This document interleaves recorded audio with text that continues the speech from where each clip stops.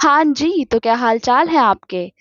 मैं एक certified psychotherapist हूँ एंड माइंडसेट कोच हूँ और मैं आपका बहुत-बहुत स्वागत करती हूँ हमारे इस प्यारे से यूट्यूब चैनल पर जहाँ हम चर्चा करते हैं about manifestation, law of assumption and success stories पर।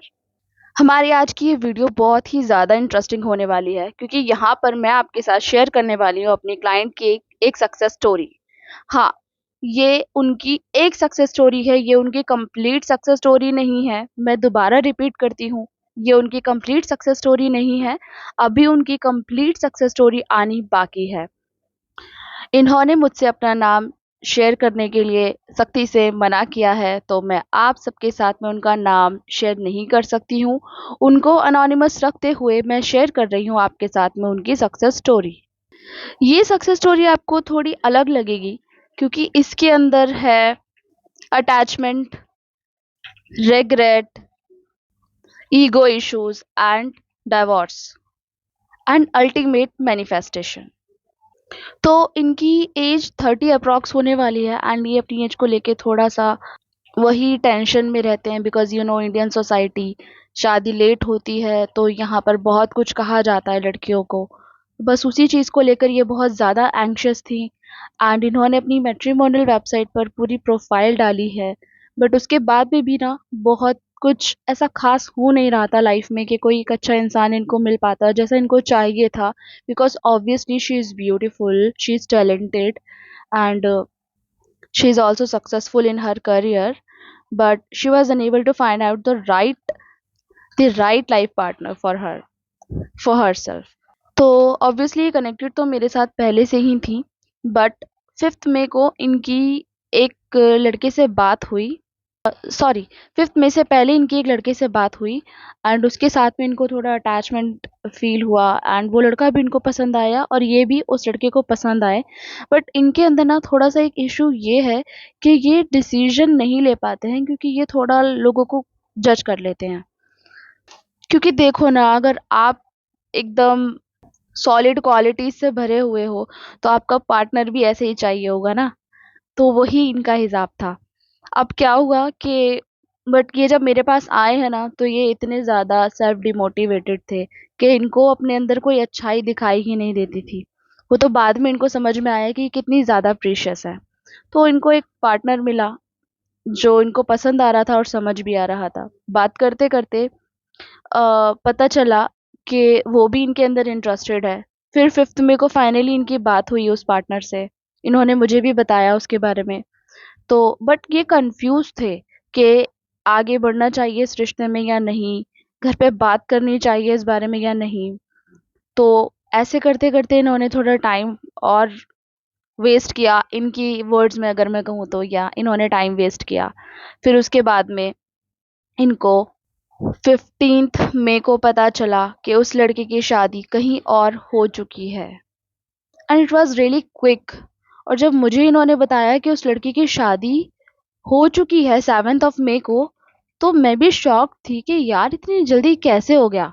तो फिर इन्होंने बताया क्योंकि ये साउथ इंडिया से हैं, तो इन्होंने मुझे बताया कि मैम हमारे यहाँ पर ना कुछ ऐसा चल रहा है कि वो मुहूर्त, शुभ मुहूर्त होता है तो उसके अंदर जल्दी से शादी कर देते हैं। फिर उसके बाद में ना शुभ मुहूर्त 6 महीने तक नहीं होगा, अगले 6-7 महीने तक नहीं होगा, कुछ ऐसा इन्होंने मुझे बताया था।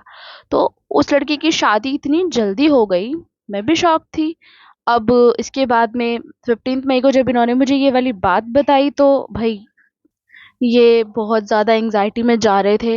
इन्होंने मुझसे अर्जेंट सेशन लिया, कॉल पे बात की, हमने बात की। फिर उसके बाद में हमारी बात होती है तो ये रोए भी। इन्होंने बोला कि मैं बहुत ज़्यादा रिग्रेट में जा रही हूँ, मैं क्या करूँ, मुझे कुछ समझ में नहीं आ रहा, मेरे से ये कैसे हो गया और मुझे लग रहा है वो लड़का अच्छा था, मैंने देर कर दी उसको हाँ करने में। बिकॉज़ ऑब्वियसली वो तो इनके लिए रेडी था उस टाइम पे भी, बट इन्होंने हाँ करने में देर कर दी थी, कहीं न कहीं उससे कन्फेस करने में भी देर कर दी थी कि इनको भी वो पसंद है, और फिर उसकी शादी ही हो गई। फिर मैंने इनको काफ़ी काउंसलिंग वगैरह देके समझाया, बताया और इनको कुछ प्रैक्टिसेस दी कि अपने ऊपर काम करो। उन्होंने वो किया एंड मैं इसमें इनकी तारीफ़ करना चाहूँगी कि मैं इनको जो भी प्रैक्टिस करने के लिए देती हूँ, ये पूरे दिल से करते हैं। इतना बिज़ी शेड्यूल होने के बावजूद भी सारी प्रैक्टिसेस को इन्होंने टाइम पे किया और इन्होंने 17th मई को मुझे बताया कि मैम उस लड़के का टेक्स्ट आया है मेरे पास। Sorry, sorry, sorry.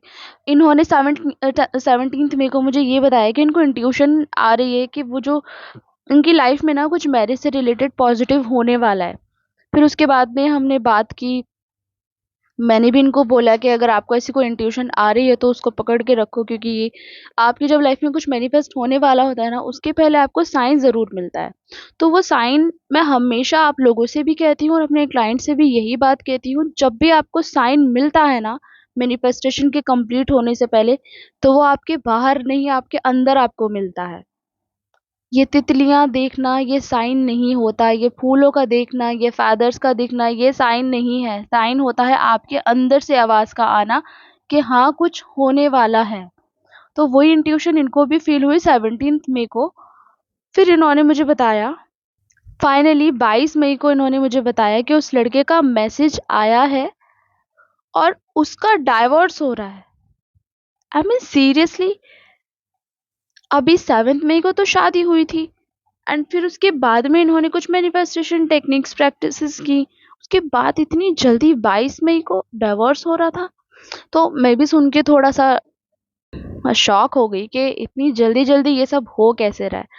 बट अब क्या है ना कि वो लड़का इनके पीछे पड़ रहा है, बहुत ही ज़्यादा मिन्नतें कर रहा है कि आप मुझसे शादी कर लो, मैं डाइवोर्स ले रहा हूँ उस लड़की से, वो मुझे पसंद नहीं है।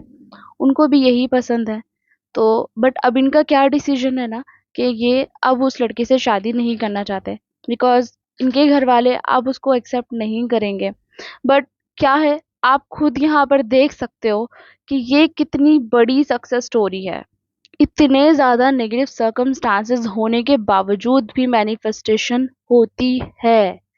और ये मैनिफेस्टेशन कब होती है ना, जब आप उस चीज़ से मूव ऑन करते हो अपनी लाइफ में एंड उसको सरेंडर कर देते हो गॉड के हाथों में, तब वो चीज़ आपके पास खुद ब खुद आ जाती है। हो सकता है आपको ऐसा लगे कि मैंने उनका डाइवोर्स मैनिफेस्ट करवाया उनसे, बट ऐसी किसी की भी कोई इंटेंशन नहीं थी। देखो, ये जो वर्ल्ड है ना, ये आपके बाहर से नहीं, आपके इनर रियलिटी से चल रहा है।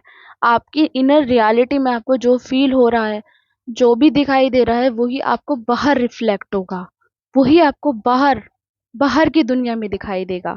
तो इसीलिए मैं आपसे हमेशा बोलती हूँ कि अपने बारे में हमेशा अच्छा सोचो, अच्छा कहो, अच्छा बोलो और अच्छा चाहो। तो सेम मैंने इनको यही बोला कि आप अपने सेल्फ कॉन्सेप्ट पे काम करो, और इन्होंने भी जस्ट विद इन 2 डेज इन्होंने भी उस चीज़ से मूव ऑन किया और अपने ऊपर पूरा फोकस लगाया। हालांकि इनका मैसेज आता था मेरे पास कि मुझे बहुत एंग्शियस फील हो रहा है, मुझे रोना आ रहा है, इतनी स्ट्रांग होने के बावजूद भी रो रही थी। बट फिर भी देखो आप, रिजल्ट आपके सामने है। मैनिफेस्टेशन किसी भी तरह से पूरा होता है अगर आप दृढ़ निश्चय होते हो तो। क्योंकि अब इनको उस लड़के से शादी नहीं करनी, इनका दिमाग बिल्कुल एकदम सही डिसीजन ले चुका है कि अब इनको वो चाहिए ही नहीं।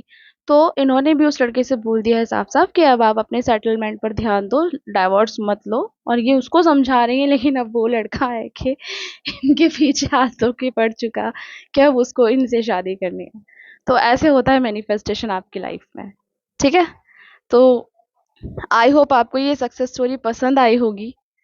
आप इस सक्सेस स्टोरी से बहुत कुछ सीख और समझ सकते हैं कि आपको किस तरीके से अपने थॉट्स पर काम करने की ज़रूरत है, अगर आपको लाइफ में कुछ बहुत ही नेगेटिव सर्कमस्टांसेस में भी पॉजिटिव मैनिफेस्ट करना है तो चलिए, अब आप अपना ध्यान रखिए और वीडियोस को देखते रहिए, लाइक करते रहिए और अपना सपोर्ट देते रहिए। मिलते हैं हम नेक्स्ट वीडियो में, तब तक के लिए बाय बाय।